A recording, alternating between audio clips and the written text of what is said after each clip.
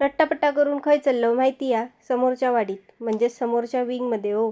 गणेश जयंती निमित्त ना निमंत्रण असा. त्यांच्यानी ना 5 वर्ष गणेश जयंतीक गणपतीची स्थापना केल्ल्यानी कसलं तरी नवस होतो. ह्या त्यांचा 5व्या वर्ष म्हणजे शेवटचा वर्ष. आणि त्याच निमित्तानं दुपारी आणि रात्री असा दोनही टाईम जेवण असा. आजचो दिवस म्हणजे आयत्या बिळावर नागोबा. तसं तर ब्लॉग योग थोडं उशीरच झालो, पण मग जिंदगी आहे, प्लस मायनस तो चलता ही रहता है. पोचल्यावर दीदीनं आधी पूजा केल्यान. आता मोठ्या बहिणीक पहिलो मान देव होयो ना. नंतर मग मी पूजा करून घेतले. आणि गोलू बघतास थांबा मनान सांगता सगळ्यांका मीच प्रसाद वाटतंय.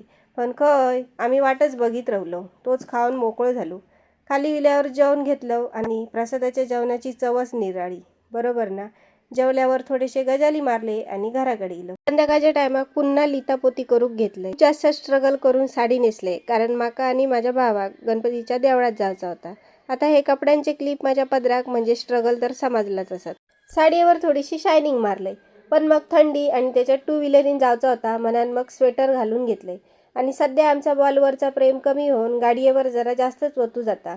देवळात जाताना पण आमका गाडीच वय. तर आम्ही जातो गणपतीच्या देवळात. देवळात पोचलो तर आरती चालू होती. मग आरती केलं आणि इकडे बघा मामा आणि भाच्याचा दोघांचा एकदम पूर्ण ताकद लावून आरती घ्यायच्यासाठी स्ट्रगल चालू आहे.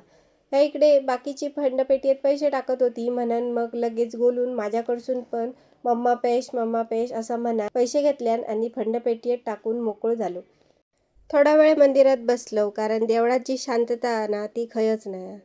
आणि मामा भाच्याचे हे थोडेसे आठवणी कॅमेऱ्यात मी कॅप्चर करून आम्ही घराकडे येऊक बाहेर पडलो. घराकडे येताना थोडंसं सामान घ्यायचं होता, ता घेतलं आणि घराकडे येलो. आणि किती महागाची साडी नेसा काय, किती नटापटा करा, ही भांडी काय माझी पाठ सोडत नाही. चला तर मग आजच्यापुरती इतकेच गजाली. अशाच ओल्या सुक्या मालवणी गजलनीसाठी चॅनलला लाईक, शेअर, सबस्क्राईब करा.